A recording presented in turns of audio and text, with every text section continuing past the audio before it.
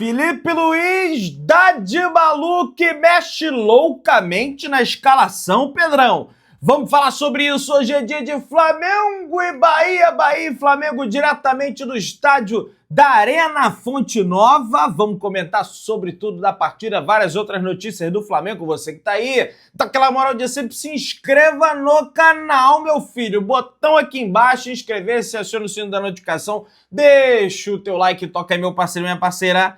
Tocou então, vem comigo, Bruno Negro. Vamos às notícias do Flamengo. Hoje é dia de Flamengo, minha gente. Vambora, que o bagulho vai ficar doido. O Flamengo precisa vencer de qualquer maneira a partida de hoje, porque o Flamengo é o líder do Campeonato Brasileiro com 55 pontos. O Palmeiras está na segunda colocação com os seus 52 pontos. Hoje o Palmeiras enfrenta a equipe do São Paulo fora de casa. Existe até uma tendência aí de quem sabe que o Palmeiras perca, ou então pelo menos empate esse jogo às 4 horas da tarde. Então é antes do jogo do Flamengo. Vamos estar acompanhando e fazendo o pré-jogo naturalmente na Pedrão RNTV. E o jogo do Cruzeiro é mais tarde, às 8h30 da noite, contra o Sport em casa. Então assim, 3 pontos garantidos aí para o Cruzeiro no estádio do Mineirão. Nesta data FIFA, né, teremos o jogo de hoje contra o Bahia e depois teremos a parada durante 10 dias aí do Campeonato Brasileiro para a data FIFA. A seleção brasileira enfrenta a Coreia do Sul e depois o Japão. E também nessa data FIFA teremos o jogo do Palmeiras contra o Juventude. Aí o Palmeiras vai igualar o número de jogos em relação ao Flamengo. Vai ficar igual ao Flamengo com um jogo a menos em relação ao restante do campeonato e em relação à equipe do Cruzeiro, tá? Que tem 2 jogos de vantagem em relação à equipe verde. Torcer aí pro Juventude. É muito difícil, jogo lá no Allianz Parque, é dificílimo para o Juventude tentar alguma coisa. O Flamengo defende uma sequência invicta contra o Bahia do Rogério Ceni e também contra o Bahia e contra o Rogério Ceni, né? Porque as últimas 3 vezes que as equipes se enfrentaram na Arena Fonte Nova, o Flamengo venceu, viu? O Flamengo venceu em Copa do Brasil, o Flamengo venceu em Campeonato Brasileiro. Então, além do Rogério Ceni de ser freguês, o Bahia também é freguês da equipe do Flamengo, lógico, com todo respeito. A última vez que o Flamengo perdeu para o Bahia foi há 10 anos, né, no dia 4 de agosto de 2019. Eu estava nesse jogo lá na Arena Fonte Nova, foi um baile do Bahia, 3-0, Diego Alves falhando, Felipe Luiz falhando. Acho que foi a estreia do Felipe Luiz como jogador de futebol pelo Campeonato Brasileiro. Depois o velhinho lá, o Mister, galgou rumo àqueles títulos históricos. De lá para cá, foram 12 jogos contra o Bahia e 12 vitórias do Flamengo. Um negócio assim realmente impressionante. Desses 12 jogos, 5 foram na casa do Bahia, 2 no Pituaçu, né? 5 foram na casa do Bahia, 2 no Pituaçu. Teve até uma goleada do Flamengo por 5 aí lá no Pituaçu e 3 na Arena Fonte Nova, onde o Flamengo tem, de fato, um bom retrospecto. O Flamengo vai bem como visitante também nesse Campeonato Brasileiro, tendo um aproveitamento de 69,7%, empatado com o Palmeiras como a equipe que mais vezes, né, venceu, tem pontos como visitante. O Flamengo venceu em 16 jogos contra o Rogério, venceu 16 vezes. Vamos para o 17º confronto, em que o Flamengo já venceu o Rogério pelo São Paulo, pelo Fortaleza, pelo Cruzeiro, pelo Bahia. Aí ele treinou o Flamengo, né? Aí não tinha como, né, ele perder para ele mesmo, e acabou sendo campeão brasileiro. Mas evidentemente que quando entra em campo, esses números eles não entram, e eu não tenho a menor dúvida que o Rogério tá matutando isso na cabeça, porque toda vez que ele perde pro Flamengo, na entrevista coletiva, o repórter vai: pô, Rogério, você sempre perde pro Flamengo. Ele fala: pô, mas o Flamengo é o Flamengo, coisa e tal. E tem uma outra situação aí também desse jogo entre Flamengo e Bahia, que é o gramado da Fonte Nova. Uma das assessoras lá da Arena Fonte Nova, ao longo da semana, trouxe a informação de que eles iriam arrumar o gramado para esse jogo. Entretanto, isso acabou não acontecendo, porque saiu uma foto nas redes sociais, que é essa foto aqui, ó, que você vê que realmente o gramado está bem debilitado, mas isso não prejudica, né, apenas o Flamengo, prejudica o Bahia também, porque como o próprio Rogério Ceni falou na entrevista coletiva, apesar do Bahia ter feito um gol de ligação direta, né, no Palmeiras, a equipe do Bahia joga com a bola no chão, joga ali trocando passes, né? Então vai acabar prejudicando as duas equipes. É lógico que isso também preocupa no ponto de vista de risco de lesão para os nossos jogadores, né? Bater até aqui na madeira, porque de repente tem um buraco ali, um buraco acolá, você pode pisar em falso ali, a gente sabe. Teve até um jogador do Palmeiras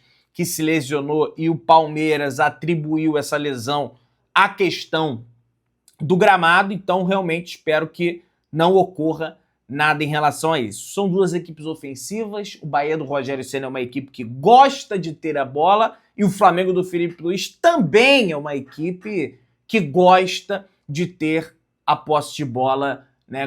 O Bahia tem 104 gols já na temporada e o Flamengo tem 108 gols na temporada. O Palmeiras tem 100, só chegou a 100 agora, então é uma média aí que o Flamengo tem de 1,8 gols por jogo, quase 2 gols por jogo, então vai ser de fato um duelo ofensivo, digamos assim, e tomara que a balança desequilibre para o lado do Flamengo, que tem a defesa mais sólida que a equipe baiana. O Flamengo deve ir a campo com Rossi, Guilherme Varela, zaga Danilo e Léo Ortiz, mudança forçada em função de um terceiro cartão amarelo dado ao Léo Pereira. Na lateral esquerda, Ayrton Lucas. De La Cruz, o Saúl teve um probleminha no tornozelo, já vinha de uma sequência muito, muito grande de jogos aí também, então ficou no Rio de Janeiro, sequer viajou até a capital da Bahia, Salvador. Jorginho de Arrascaeta, Carrascal ou Plata, acho até que ele vai começar com Carrascal, Samuel Lino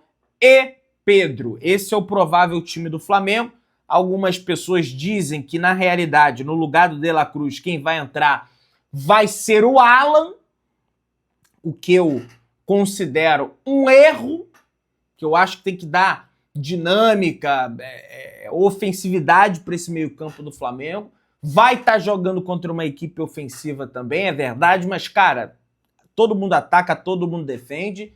A ver se realmente ele vai começar com o Alan ao invés do De La Cruz, o que até me espanta, porque o De La Cruz vai entrar em campo quando, né?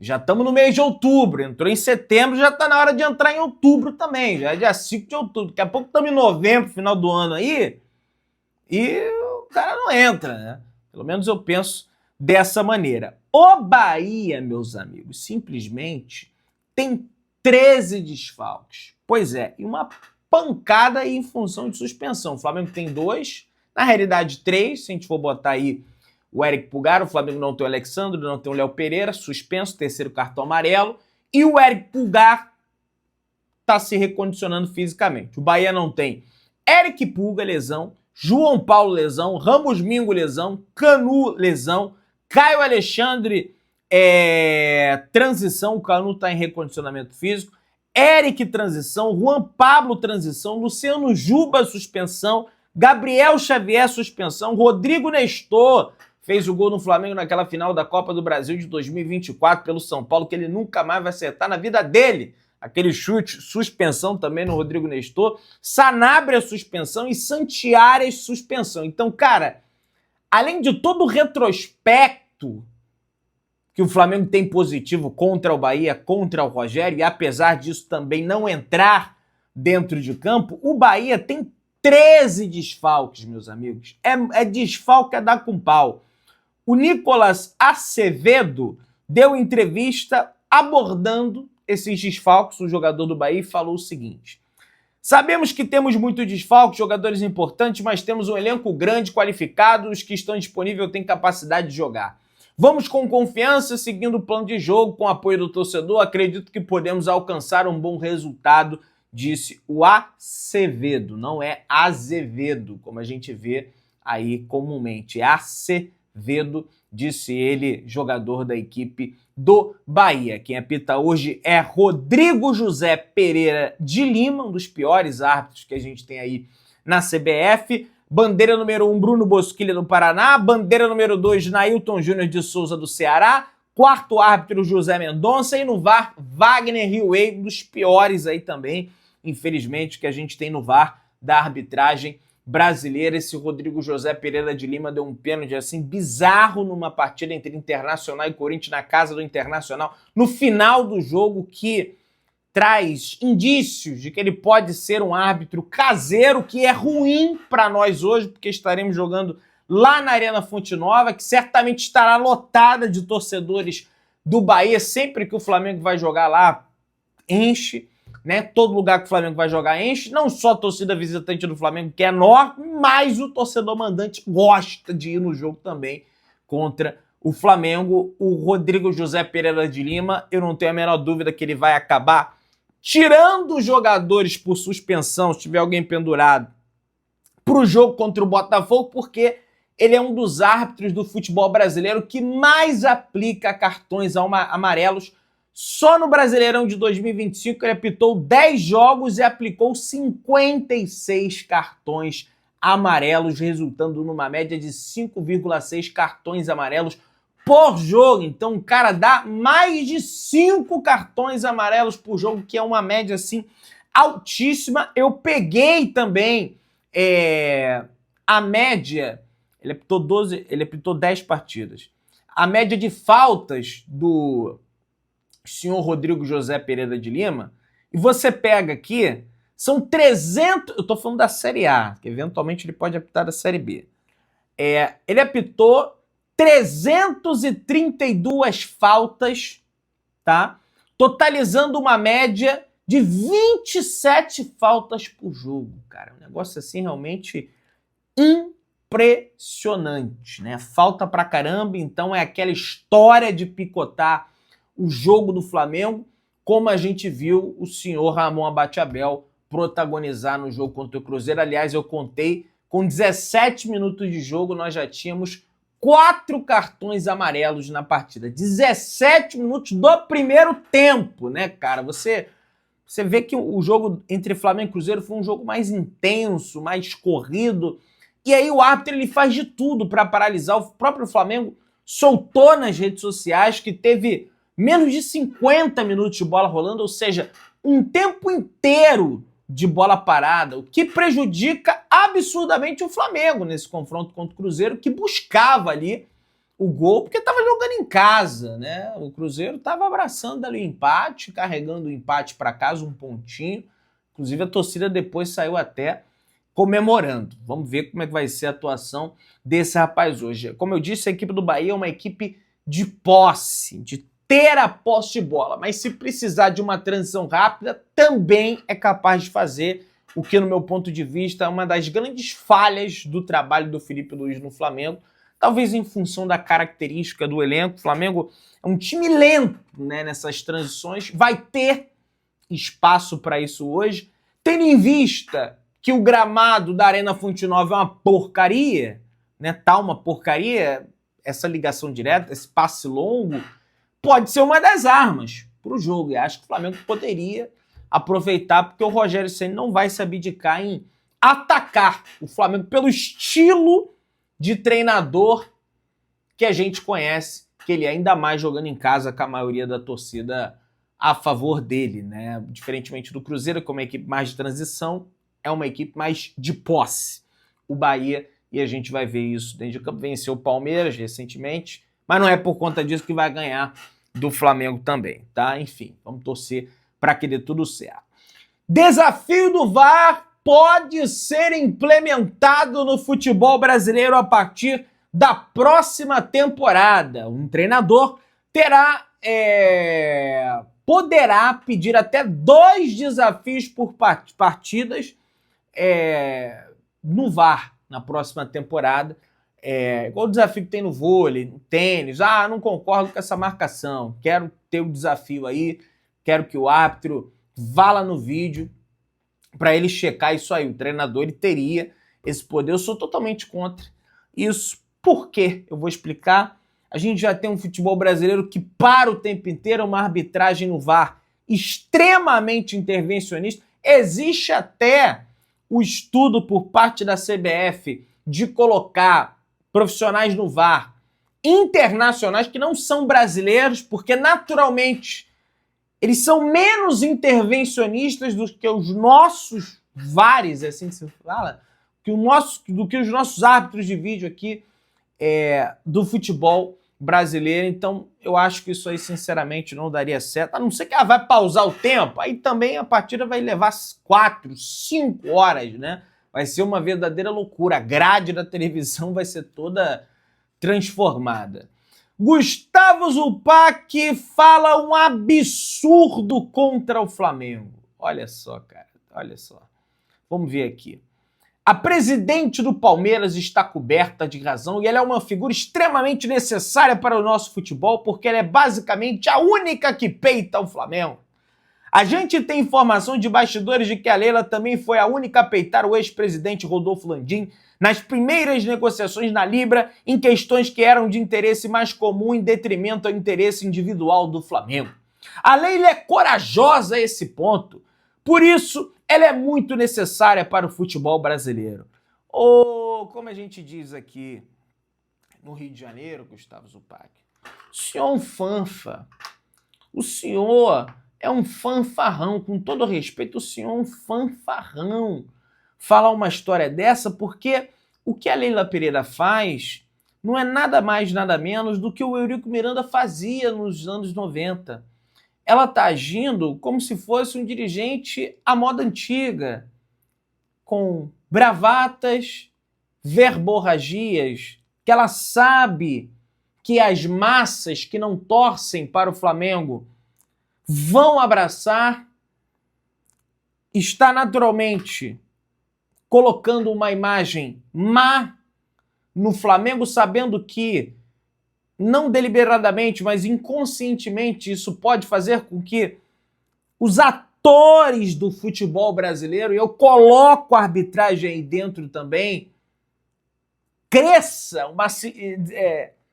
uma antipatia interna neles. Ela sabe disso. Tem o clamor popular, tirando a torcida do Flamengo, que é a maior parte, evidentemente, sendo que ela não tem razão. Inclusive, saiu a informação que a Globo queria pagar a primeira parcela referente à audiência, tá? E a Libra não tinha o critério da audiência dos pagamentos ainda.